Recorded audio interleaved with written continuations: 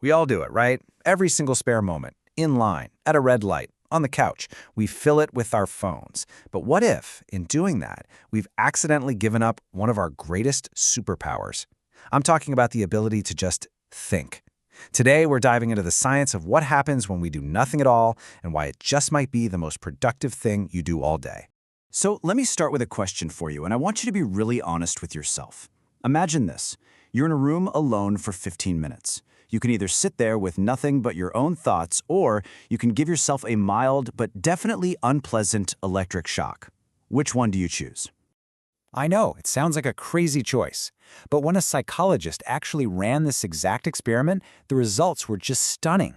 A full 67% of men and 25% of women chose to shock themselves rather than sit quietly. One guy in the study even zapped himself 190 times. It turns out we'd literally rather feel physical pain than be left alone with our own minds. Now, this deep discomfort with doing nothing, it isn't just some weird human quirk. It's really the result of a full-scale colonization of our mental space. Think about it. Every empty moment, waiting for coffee, walking to your car, you name it, has been stolen from us. Just how relentless is this heist of our attention? Well, the numbers are pretty staggering. On average, we're picking up our phones about 205 times every single day. That works out to about once every 5 or 10 minutes that you're awake. It's this constant, low-level drip of distraction.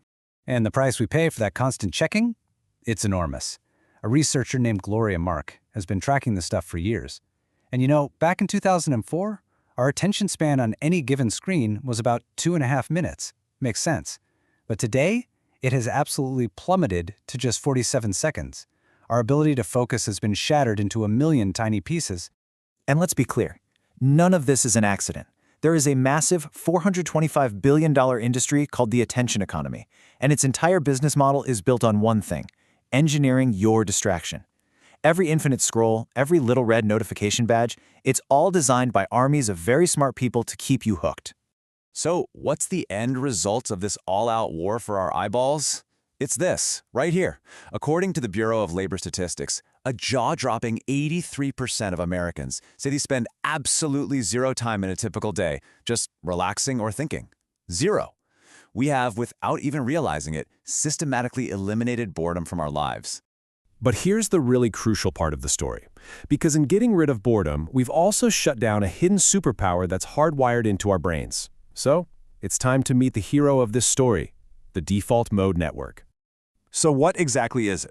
Well, the default mode network, or DMN for short, is this amazing web of brain regions that only lights up when you stop focusing on the outside world. You know, when you're just staring out the window or letting your mind wander in the shower, that is your DMN kicking into gear. It's basically your brain's idle mode. But you know, idle is totally the wrong word for it. The DMN is an absolute powerhouse. This is where your brain generates its most creative ideas. It's where you plan for the future, where you reflect on your past to build your sense of self, and it's even where empathy comes from.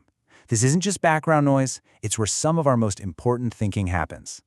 You can think of the creative process like a two-person team inside your head. Your DMN, that's the wild idea generator. It's just freely making all these weird, new, and unexpected connections. Then another part of your brain, the executive control network, comes in like an editor to look at those ideas, evaluate them, and polish them into something useful. You need both, but if you never let the idea generator run, the editor has absolutely nothing to work with. Now, for a long time, scientists thought this network was just sort of active when we were being creative, but the latest cutting-edge research is showing something much more powerful.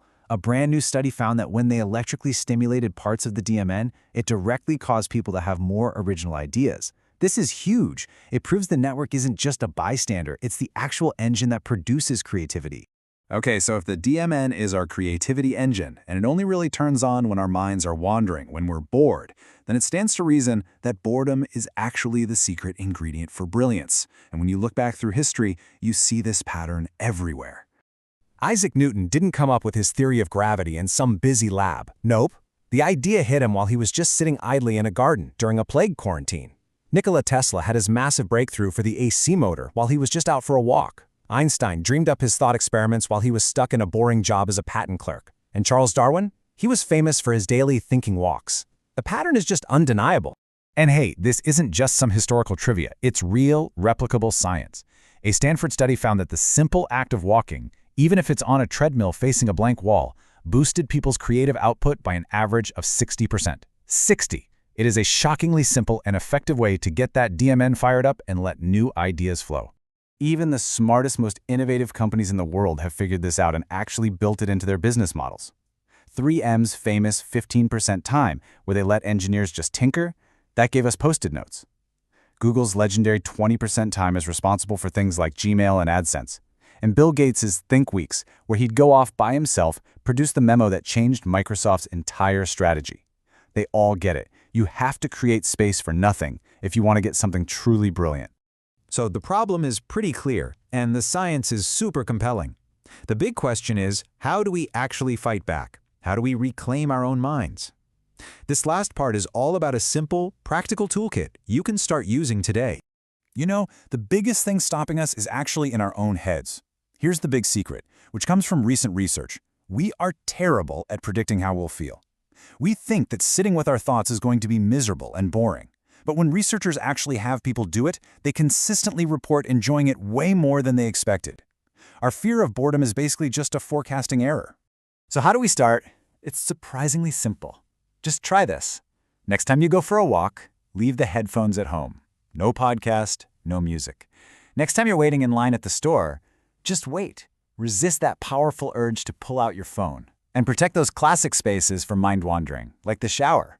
All you have to do is create these little, tiny, deliberate pockets of nothing in your day.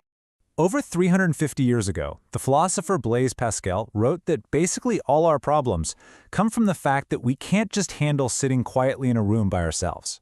In our crazy, hyper-connected world today, maybe the most radical and productive thing we can do is reclaim our right to do absolutely nothing and just think. So, what brilliant idea is waiting for you in your next moment of boredom?